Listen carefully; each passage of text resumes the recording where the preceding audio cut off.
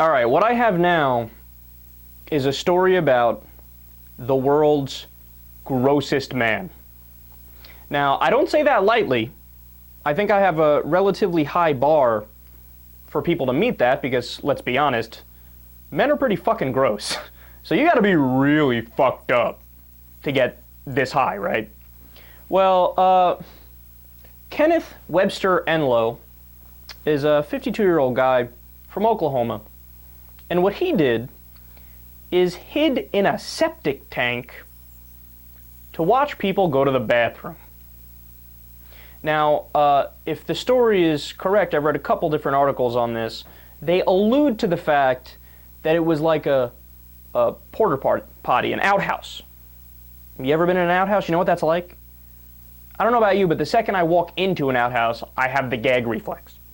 Because all it is like a fucking pool of piss and shit. And you're like, I don't want to be here. You know, you hold your breath, finish your business, and get the hell out of there, right? This dude laid down in the mess of piss and shit. Like, squished, like... And he just waited for anybody to come in. Like, he's not even discriminate in his grossness. He's like, yeah, all right, if it's a dude that comes in and shits on my face, I don't care. If it's a woman, if it's a child, whatever. And he's laying in human feces. Wow, man. Wow. Now look, I'm not by any stretch of the imagination a prude. In fact, if you are an adult and you are consenting with another adult to do some creepy stuff you might see in a German porn, and you're dressed, so you got leathers and chains and all this stuff, and you're peeing on each other and doing whatever, look, I'm not necessarily into it, but it's a free country and I believe in freedom, so go right ahead, I'm not going to stop you. But this was not consensual.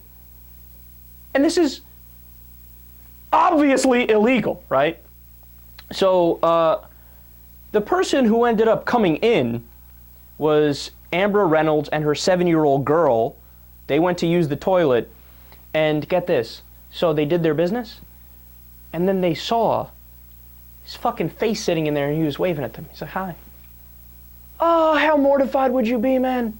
How mortified would you be? I would probably be scarred every time I go to the bathroom from then until time runs out.